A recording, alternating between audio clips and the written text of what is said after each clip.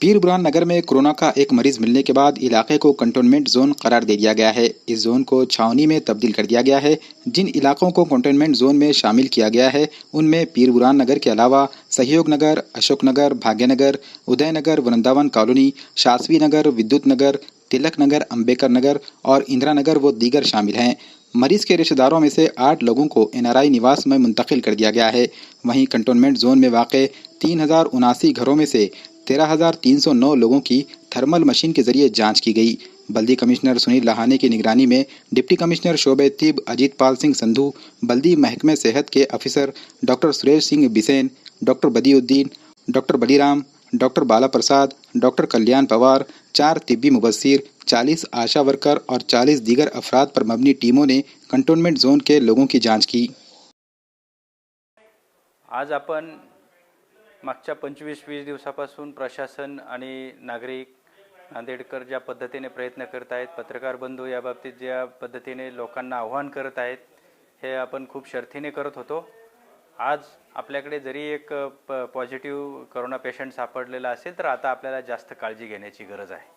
महत्त्वाचं तो संपूर्ण जो भाग आहे अशोकनगर, नंतर पुढे विद्युत नगर आणि इकडनं आपण वर्कशॉपपासून राजकॉर्नरकडनं आपण पुन्हा जो शिवमंदिरकडे जातो तो संपूर्ण परिसर आजपासून कंटेनमेंट झोन म्हणून डिक्लेअर करण्यात आलेला आहे। त्याला बॅरिकेडिंग केलेली आहे।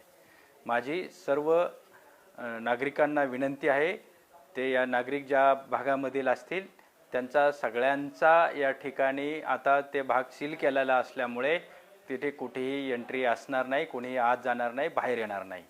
मी सर्वांना आव्हान करतो की या सील भागामध्ये जे काही नागरिक वस्ती आहे किंवा लोक आहेत यांची योग्य प्रकारची तपासणी, वैद्यकीय तपासणी होत आहे। त्याबरोबर पोलीस गार्ड त्यांच्यासोबत आहेत।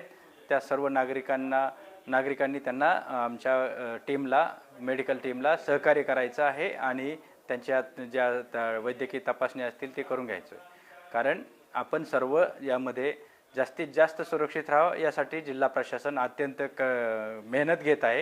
याला आपण सर्वजण निश्चितपणे पाठिंबा द्याल। दुसरं, त्या भागामध्ये दूध, अन्नधान्य यांचाही पुरवठा वेळेवर केला जाईल, त्यामुळे कुणीही बाहेर येऊ नका।